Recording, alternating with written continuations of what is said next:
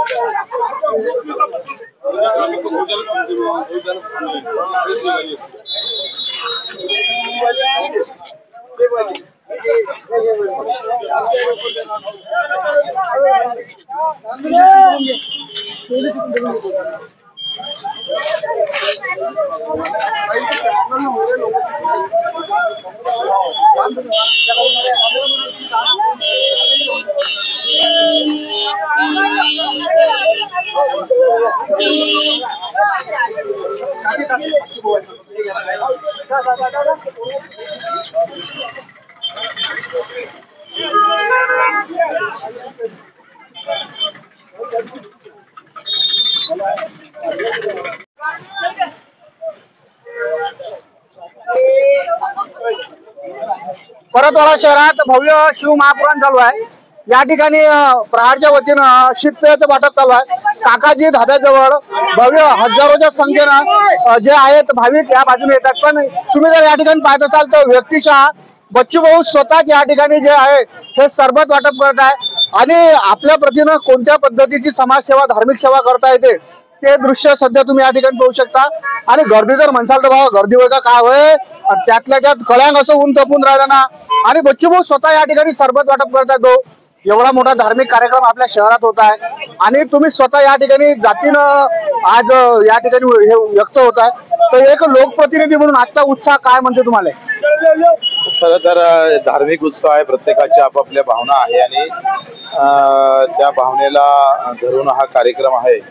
आणि प्रहारचे कार्यकर्ते मिळून पाण्याची व्यवस्था, आरोग्याची व्यवस्था आणि शरबतची शीतपेयाची व्यवस्था इथे केलेली आहे। मला अतिशय आनंद आहे। अगदी धर्म कुठलाही असू द्या, जे भक्त आहे त्याची सेवा झाली पाहिजे। आम्ही जसं म्हणतो का देवाचा जो भक्त आहे त्याचे आम्ही भक्त आहोत आणि आम्ही भक्त आहोत आणि त्या भक्ताची आम्ही सेवा करतोय। बरं भाऊ, ऊन आहे का काय वर राजो, निरा पाणी तो निरा अंगातून धारा लागून राहिल्या।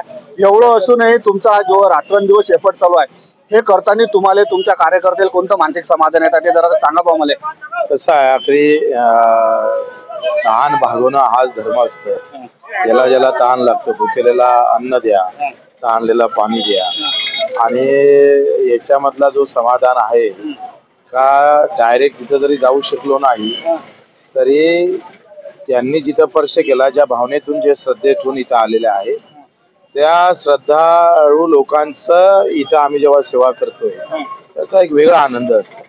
तेव्हा त्याच्यात स्वार्थ काहीच नाही, पण स्वार्थ एक असू शकतं का जसं एखाद्या माणसाला तहान पाजल्यानंतर त्याला जे समाधान भेटतं पिल्यानंतर तो आमचा स्वार्थ आहे, त्याच्यात दुसरा कोणताही स्वार्थ नाही।